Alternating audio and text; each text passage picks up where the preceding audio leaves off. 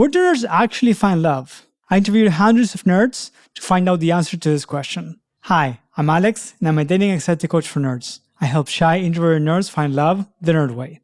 Now, first things first, why am I not talking about the general population and I'm talking about just the nerds?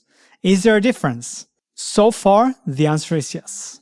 The survey that I did was in Mexico City, and the closest thing I have is how Mexicans find their partners.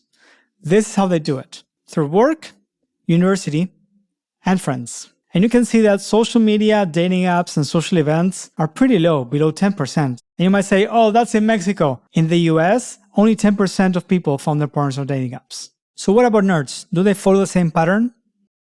Not quite. In the case of nerds, work came first, then nerd events, and then social media. Dating apps are still way below 10%. And guess where no couples met? Through cold approaches, at the gym, or at a bar. So if you're wondering why doesn't the general advice work for me, it could very well be because A, the general advice is wrong, and B, the general advice is not meant for nerds. We have a huge advantage. We can go to nerd events, we can go to hobbies, we can go do things that we love and meet people that way. Apparently, that's not something that other people are using. And by the way, if you want to have all the data from my research, including a guide to help you through every single step and over 200 ideas of where you can find your player too, go to the link in the description where you can get all of it for free. But why would work, nerd events, and social media actually work so well for nerds? Well, according to a meta study in Canada, looking at Canadians and Americans, as well as the results from my survey, 68% of the couples started as friends. And they were friends for around a year or 2 years on average. That's a very long time that these types of places actually allowed you to have to get to meet the other person. And before you panic, you don't need 1 or 2 years to actually start dating someone. That's just how people naturally do it when they're not looking for a partner. You go to work, you go every day, and you meet someone. If you go to nerd events, you go with your friends, you meet other people. If it's a regular nerd event, you can keep seeing the same people over and over again. You stay in touch afterwards. Same thing with social media. In many cases, you don't just slide into someone's DM and start chatting them up and then ask them out right away. Some people do though. But in many cases, people were chatting for a very long time. Then they met in person, they became friends, and then they started dating. And in fact, that getting to know each other over time creates attraction because many of these couples did not start as friends just because they were attracted to each other. And that's why these types of spaces are great for nerds to find their partner. Now, even though many of the surveys around the world, including my own, show that many people are meeting at work, I don't suggest you go looking for love at work because you might run into issues with HR. So what's the second best option? Nerd events. So what makes it easier for nerds to find love at conventions, hobbies, or other nerd events? One of the key reasons is that you already have something that you share. You already know that you're there for the same reason. Maybe at a convention, you're not sure if they watch the same anime that you do, or if they play the same video games, or if they read the same manga. But you at least know what kind of questions you can ask as icebreakers. You can just say, hey, what anime do you like? What video game do you like? Do you even like those things? Why are you here? You already have an inbuilt icebreaker. You have inbuilt topics of conversation. You're not there just like staring at each other and being like, so do you have any hobbies? You know their hobbies. You know what they like. It's so much easier.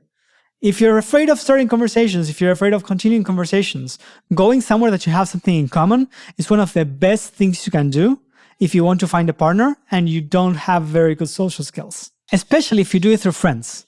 Because through friends, if you're in a group, you have other people asking questions, you have other people talking, you can find out more things about this person without having to even interact.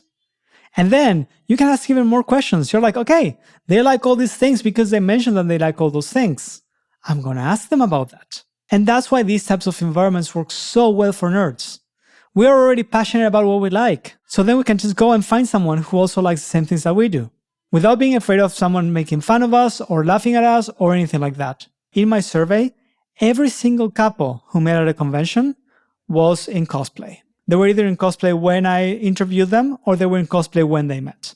Now, this doesn't mean that you have to go to a convention in cosplay if you want to find a partner, but it does mean that you should go somewhere that you actually enjoy and with people that you have things in common with. In the case of conventions, if you're in cosplay, you're already showing the world what it is that you like. You can see someone else who's cosplaying a character from your same fandom, And you can just go and approach them, or they may approach you. In many of the stories that I heard, people were being invited to group photos of a certain fandom, or they were being complimented by someone else, or they just started conversation asking questions about how it is that they made their cosplay. And if you want to hear a very detailed story about a couple of cosplayers and how they actually met, check out my podcast episode, Cosplayers and Conventions, where Elise goes into detail on how she met Matt at a convention through her friends. But again, this survey only shows that conventions do work if you're into conventions. In the same way, other things can work if you're into them. If I tell you, go dance salsa and you're going to meet lots of people, it's not going to work unless you like salsa. Because you're going to go there and you're going to be like, oh, this is not my thing. I'm not in a good mood. When is this going to end? That's not attractive. You're not going to actually make any friends. And that's not going to work. Now, if you say, okay, I like board games, cool, go play board games. You're going to be happy. You're going to be in your element. You're going to keep going over and over again until at some point you make friends, you start building your network, and you meet someone who's into the same stuff that you are. So don't worry too much about the conventions and the cosplay and stuff. The key point is, most nerds find their partners doing things that they love. You can try to find your partner in one or two ways. Either the way that everyone says you should do it, or the way that people who have never studied, learned, watched any YouTube videos about dating are finding love. That is clearly the easiest way. If I tell you, if you grind for 1,000 hours, then maybe perhaps you might find someone in a way that nobody ever finds someone. Think cold approaches. Versus, hey, everyone is meeting a partner this way. Everyone is meeting a partner at nerd events, through social media, through hobbies. Even people who never tried to do it. Are they naturals? Not at all. 70% of them were friends for like 2 years. So my suggestion, do what works naturally. If people are naturally meeting their partner at nerd events, go to nerd events. If you want to meet people through social media, that's fine too. Or through online communities, that's okay. Just remember that you're making friends. Go to whatever it is that you like with the mindset of, I'm going to make friends. Because chances are you're not going to find a partner in your first event, or the second one, or the third. Chances are you're going to go and make friends. From those friends, you're going to meet more people. You're going to meet more people of their friends. And if you keep going to the events, maybe with them, at some point you're going to find your player too. And if you're not sure how to do this, where to find a partner, where to even get started, check out my video, Where Can Nerd Find a Partner, where I go into detail on how this process works. But okay, enough of me talking, now it's your turn. Think of 3 places where you would like to go and that you would enjoy, where you can meet new people. And if you can't come up with any places, remember that there's a link in the description where you can find over 200 ideas where you can meet your player too. See you next time and continue playing.